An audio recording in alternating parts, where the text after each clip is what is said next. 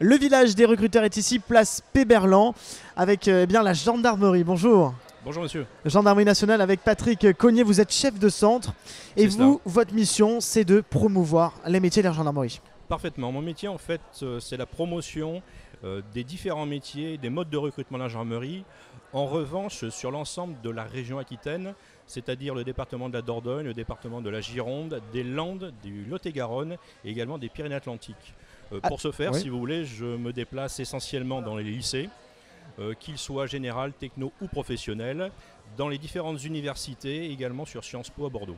Alors quels sont les métiers? Parce qu'on le sait, la gendarmerie c'est plutôt large, ça va du sans baccalauréat jusqu'au doctorat. Est-ce que vous pouvez un petit peu nous expliquer les différents métiers qu'on peut trouver dans la gendarmerie?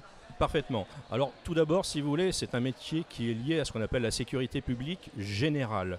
C'est-à-dire qu'avant, éventuellement, d'atteindre des postes de spécialistes, que ce soit dans le domaine de l'administration, de la police judiciaire, de l'intervention professionnelle, éventuellement d'intégrer le GIGN, si vous voulez, on est tous issus du même recrutement, c'est-à-dire du même concours. Nous allons passer par la même école de formation. En revanche, à la sortie de cette école de formation, en fonction des aspirations de chacun, nos chemins vont partir à droite, à gauche, en fonction de nos attentes respectives.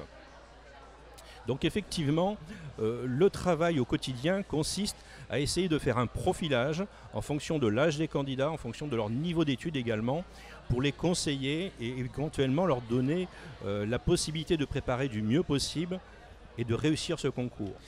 Alors Patrick Cognier, justement, 3 statuts différents, hein. On peut peut-être les décrire. Ça commence dès l'âge de 17 ans jusqu'à 26 ans. Expliquez-nous. Parfaitement. Alors le premier statut, qui est un statut accessible sans aucune condition de diplôme, ce qui ne veut pas dire sans diplôme, ça veut dire qu'on va donner la possibilité à des jeunes qui ont entre 17 et moins de 26 ans à la date de leur anniversaire, de déposer un dossier pour candidater, pour intégrer une gendarmerie.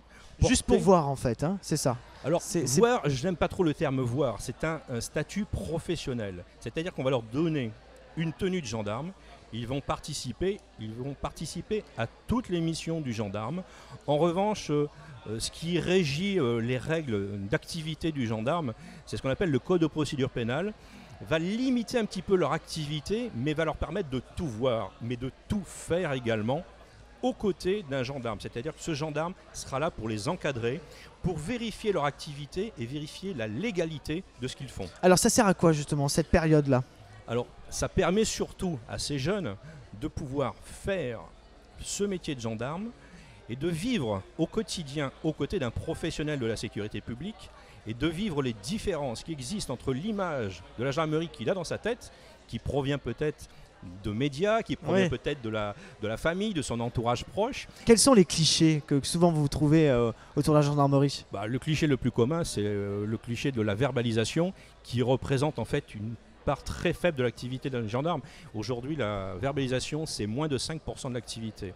En revanche, ce que l'on ne sait pas et que l'on apprend très rapidement à découvrir, c'est que son activité représente aujourd'hui au moins pour une part de 50%, une activité sociale. C'est pour ça qu'on a du mal à imaginer ce métier de gendarme comme un service aux personnes au pluriel. On est là pour servir et être là au plus proche de la population quand elle en a besoin. Alors il y a aussi donc parmi les statuts les sous-officiers. Expliquez-nous un petit peu, là vous en recrutez 6 à 7 000, c'est ça? Alors, 6 à 7 000, c'est surtout le volume du recrutement des gendarmes adjoints volontaires. Okay. On a un turnover qui est très important parce que ça correspond grosso modo à une première expérience professionnelle au sein de la gendarmerie qui va leur permettre de découvrir si ce métier est fait pour eux ou pas. En revanche, le corps des sous-officiers, lui, est accessible sur concours 2 fois par an.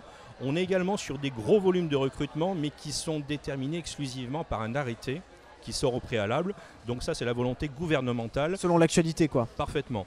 Donc on est sur des volumes de 1500 à 3000 par concours, multiplié par 2. Donc c'est encore une fois des concours. C'est bien, ça intéresse beaucoup de gens. Parfaitement. Et justement, Patrick Cognier, quelles sont les principales qualités pour ceux qui nous regardent ou qui sont ici au village recruteur pour rentrer dans la gendarmerie? On l'a dit, être sociable, c'est peut-être une qualité qu'on ne soupçonne pas quand on veut être gendarme. Il faut être sociable, hein, par exemple. Je pense qu'il faut être sociable, il faut aimer la population, il faut aimer les gens, il faut aimer communiquer, il faut être patient, il faut être à l'écoute tout simplement. Et ensuite, progressivement, je pense qu'il faut avoir une certaine curiosité.